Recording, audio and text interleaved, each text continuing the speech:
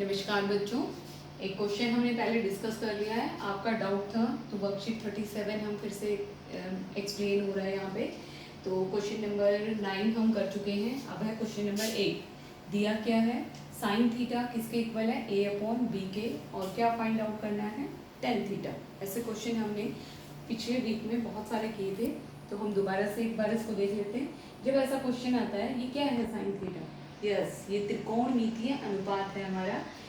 6 में से एक ये है और दूसरा हमें क्या करना है, निकालना है। जब हमें ऐसा फाइंड आउट करना होता है तो हम इसको कहाँ लेके जाते हैं, समकोण त्रिभुज में, और थीटा लेते हैं अपना, एक थीटा लिया मैंने यहाँ पे, और इसके अकॉर्डिंग क्या होता है साइन थीटा,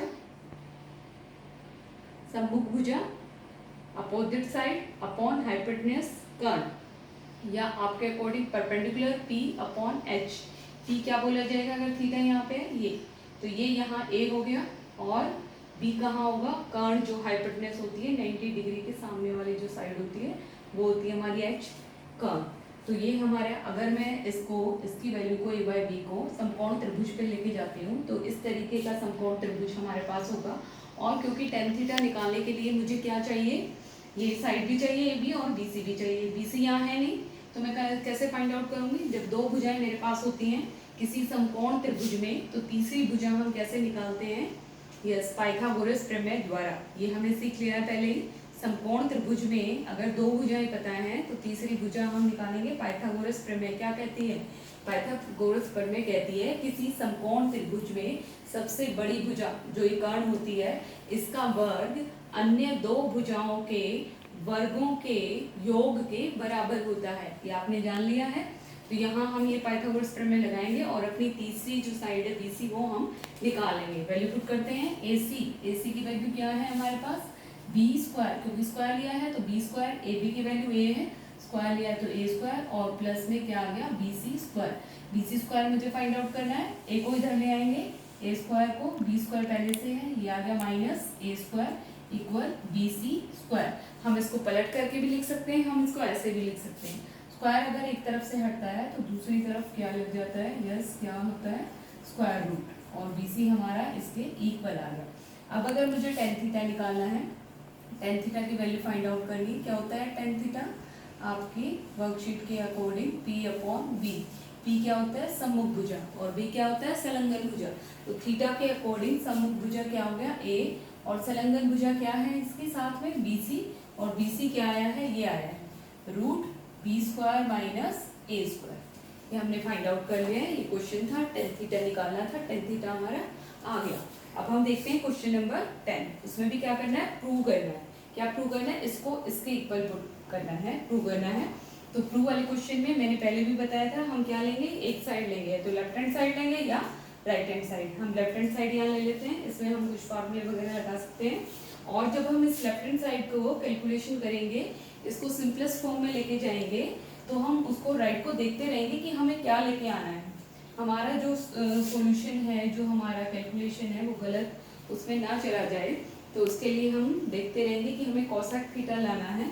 हम यहाँ देखेंगे, मैंने पहले ही बोला था कि ये तीन फॉर्मूले हैं, ये तीन फॉर्मूले इनमें से कोई एक इसमें यूज होता है, तो हम यहाँ यूज करेंगे। हमने देखा कॉट स्क्वायर थीटा यहाँ पे लिखा हुआ है, और कॉट मुझे राइट में चाहिए नहीं है, तो कॉट को मैं किस में चेंज कर सकती हूँ, कॉट स्क्वायर थीटा को। इधर अगर हम देखेंगे कॉट स्क्वायर थीटा किसके इक्वल है, कोसेक स्क्वायर थीटा माइनस 1 की, तो ये 1 में एज इट इज लिखूंगी। कॉट स्क्वायर थीटा को हम लिखेंगे कोसेक स्क्वायर थीटा माइनस 1, और ये एज इट इज आ जाएगा। इसका कोई फार्मूला हमारे पास नहीं है, ये यहाँ पे स्क्वायर नहीं है, सॉरी। तो ये आ गया हमारा 1 प्लस कोसेक थीटा। अब हम देखेंगे कि हमें केवल कोसेक थीटा चाहिए, तो और भी इसमें कोई फार्मूला लगेगा। तो अगर मुझे पता है कि यहाँ a square minus B square अगर मैं लेके इसको आगे सोल्व करती हूँ तो मेरे पास आता है, इसके बाद हम यहाँ लिख लेते हैं, मेरे पास आ जाता है 1 प्लस ये a स्क्वायर है, ये b स्क्वायर, क्या होता है फार्मूला, यस क्या a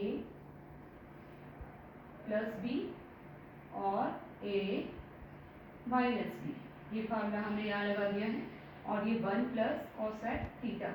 अच्छा एक बात और ध्यान में रखनी है, जो भी हम फार्मूले लगा रहे हैं साइड में लिखते चलेंगे। यहाँ हमने जो फार्मूला लगाया है उसको हम यहाँ ब्रैकेट में लिखेंगे, मैंने कौन सा फार्मूला यहाँ यूज किया। मेन फार्मूला आप लिख सकते हो यहाँ पे 1 plus coat square theta, equal होगा कोसेक स्क्वायर थीटा के। ये यूज़ किया है मैंने यहाँ, तो आप ये बताओगे ब्रैकेट में पीछे कि मैंने मेन फार्मूला यहाँ पे यूज़ किया है। यहाँ पे मैंने फार्मूला यूज़ किया है, तो यहाँ पे आप लिखोगे ए स्क्वायर माइनस बी स्क्वायर। जगह नहीं है मेरे पास, आपको बिल्कुल इसके साथ में यहाँ लिखना है square minus B square equal होगा ए माइनस बी और ए प्लस बी के। ये मैंने यूज़ किया है।